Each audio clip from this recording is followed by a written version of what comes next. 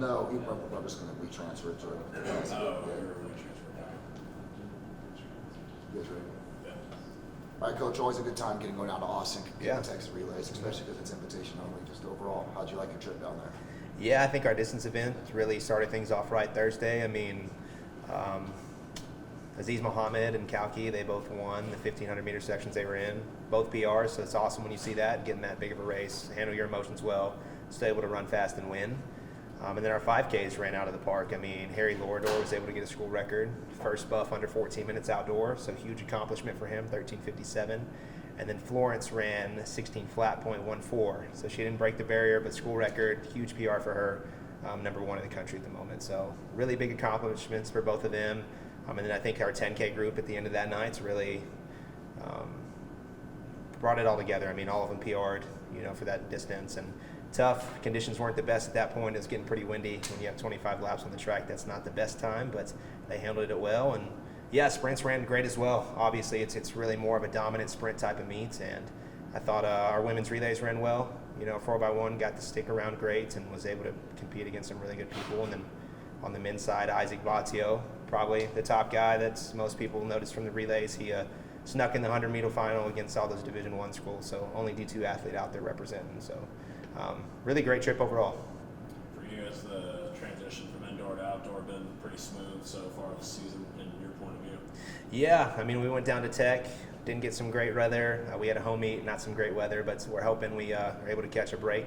Sprints will hopefully get some big marks this coming week, and then my group will go out to Azusa, California, which is arguably the best distance meet in the entire country, right? I mean, there's 700, 800, 900 athletes in one event, sometimes in those 1,500s, so we're looking to go out there and really get some good marks. So you, the distant guys, won't be here this weekend for the Joe Meeker? We'll have a few of the underclassmen that will compete, 815.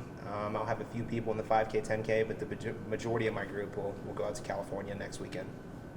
You kind of mentioned the bad weather the last Joe Meet. You guys hopefully have a little better weather over here for this weekend. Yeah, I mean, we're looking at it right now. It's always windy in the Texas Panhandle, right? And it's something that we've learned to deal with and be flexible, and we're fortunate enough that the coaches that come to our meets understand that. We're more than likely going to make some adjustments this weekend and give these athletes an opportunity to run quick, because it is looking a little windy at the moment. Talk a little bit more about the Azusa Pacific meet and just kind of what that entails and how you did last year and what you're kind of expecting. Yeah, I mean, something about that environment. I mean, when you have 800 entries in one event, you look at the list from last year. I mean, half of all the qualifying marks in the distance events come from this meet, right? So it's a time that the athletes know they need to run fast. Everybody's expected to run fast, and I think that environment just really pulls something out of people. I mean, every distance school record that we have, aside from what Harry just did, is from Azusa. So I think you're talking 1,500 steeples, 10Ks, 5Ks. I mean, every mark that we've ever hit that's a school record or top 3 in Division II has all been from California.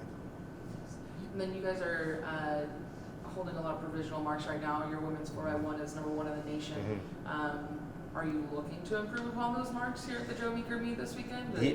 Yeah, I mean, I asked Coach Stewart how he thought the relay did, and he said, well, the time's good, but we were a little slow in the exchange, right? So I think he's always looking at ways to improve the mark, and he knows that there's some great competition out there in Division II, and you have to be your best on the day, right, if you want to win it and win a title and be All-American even. So I think there's ways that he knows the team can improve, especially just moving that to stick through the zone in the relay. And, yeah, if we get some good weather, I'm sure he'll want to practice that this weekend.